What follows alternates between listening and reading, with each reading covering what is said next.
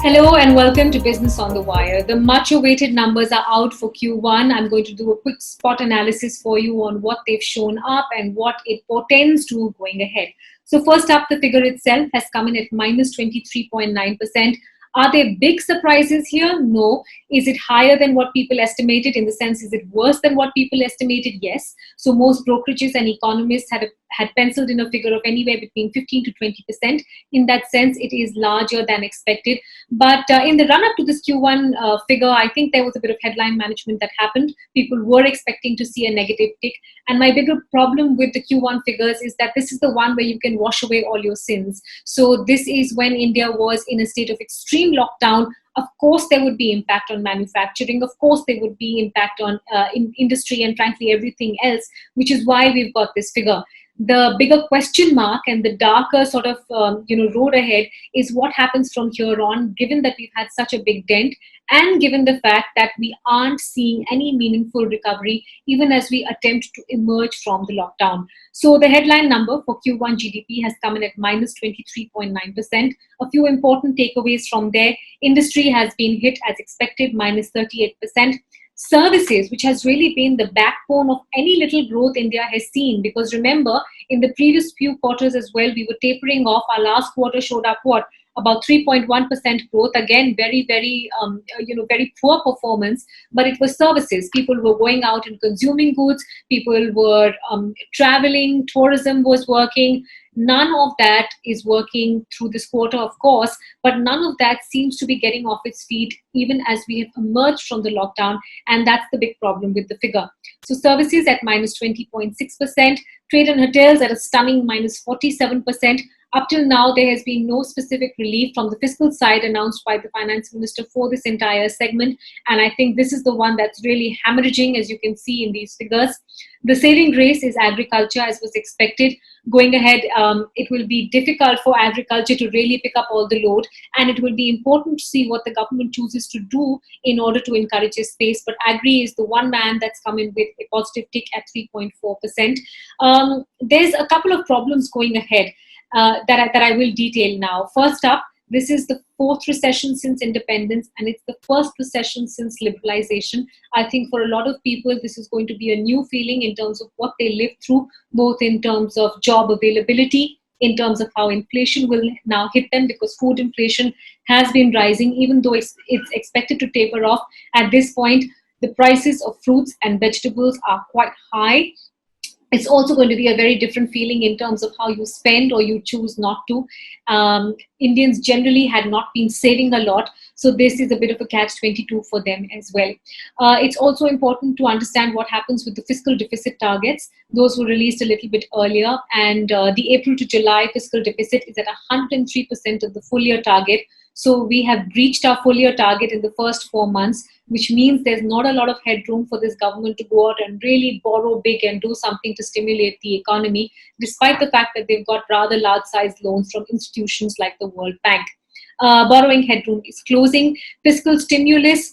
I'm seeing some irresponsible talk, frankly, among some of the economy watchers saying, now it's a do or die situation for the government. The do or die situation was a month back when we knew what was going to hit us. This is the impact of what we've seen from the lockdown. Can the government stick its neck out and do a whole lot more on fiscal? I'm not sure they want to, or they have a lot of space to. This is not to excuse the fact that nothing got done, but we're still circling around that 1% figure, which is clearly not doing enough to push this economy off its feet. On the monetary side, the RBI has done what it could. Even today, there were some announcements around yield control. So the RBI has been going at it. They've got their foot on the pedal. It's the fiscal side, frankly, which has really not come to much in terms of helping this economy out. Two other points, because I think a lot of people will say, well, hey, the whole world is in pain. Everybody's suffering.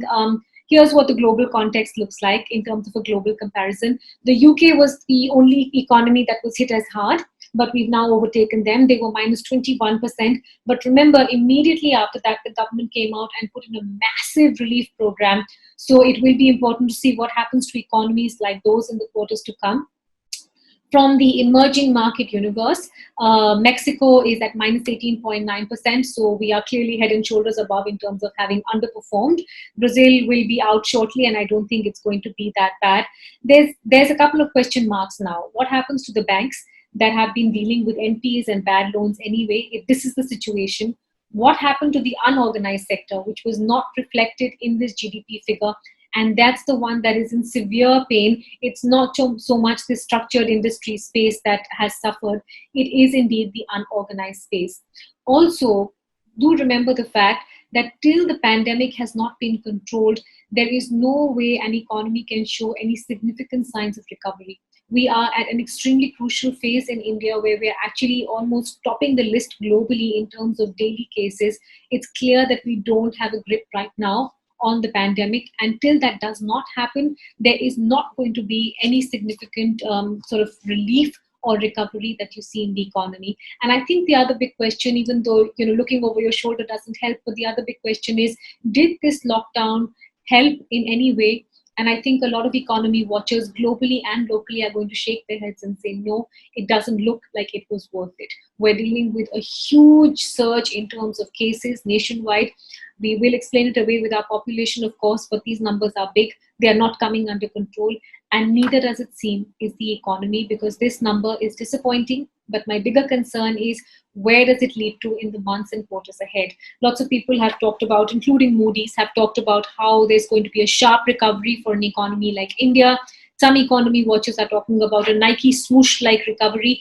I would not go ahead and make those predictions yet because of what we've seen in the figures today. They are deeply concerning, but my bigger worry is how much more pain India and individual citizens are up to in the next couple of quarters. Safe to say this is a bad number, but it's also safe to say that there's probably worse coming.